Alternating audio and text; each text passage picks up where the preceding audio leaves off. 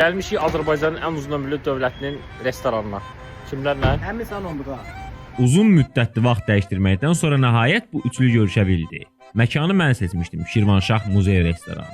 Biraz məkana baxdıqdan sonra əvvəlcə məşhur Şirvanşah salatını sifariş verdik. Vüsal da, Uğur da bu salatı çox bəyəndi. Çox özünə məxsusdur. Elə bir ləvəngin içində doldurulan o şey yoxdur. Substansiya. O salat olmaz. Sadəcə içində biraz toyuq əti ala bildi, amma ümumiyyətlə əladır. Ləzzət yəni heç bir şey aşırı deyildi. Yəni həddindən çox heç bir şey həddindən çox deyildi. Nə bir şey.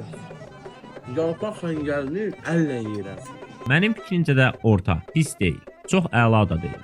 Sonra xan kebabı və klassik bastırma dedik. Xan kebabı çox da yaxşı deyildi, amma bastırmaya yaxşı demək olar.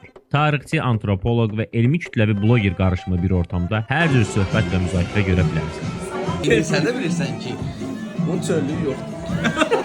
Bura gəlmə tərəkkəmə instinktlərim doğulur. Sənə görə tərəkkəmə instinktlərim doğulur. Sizimlə asıl deyil, yəni vurmaq istəyirəm, vəhşiləşmək istəyirəm. Qardaşım, amma bu sox özünə.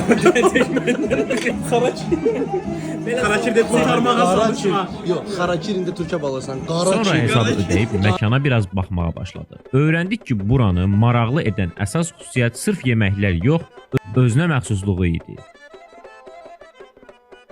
Bu isə sərpuş adlanır və yeməyi isti saxlamaq üçün nəzərdə tutulmuşdu. Mən onu dəbilqə bilirdim, nə qala. Yox, isti qalsın deyə. Amma forması da elədir ki, istib pəlbum qalxır, bir yerdən digərindən aşağı düşsün. Şahların onun qabağına gətirib. Bəli, isti. Bundan da bir şey əlinizə atın, saxlayın, belə yemək yeməmişsən qalar. Bax, Aftaxanın atasıdır bu.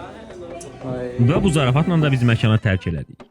Bu maraqlı görüşü burada sona çatdırırıq. Bu tərz videoların gəlməyini istəyirsinizsə, zəhmət olmasa videonu bəyənib, paylaşmağı və şərh yazmağı unutmayın. Təşəkkürlər.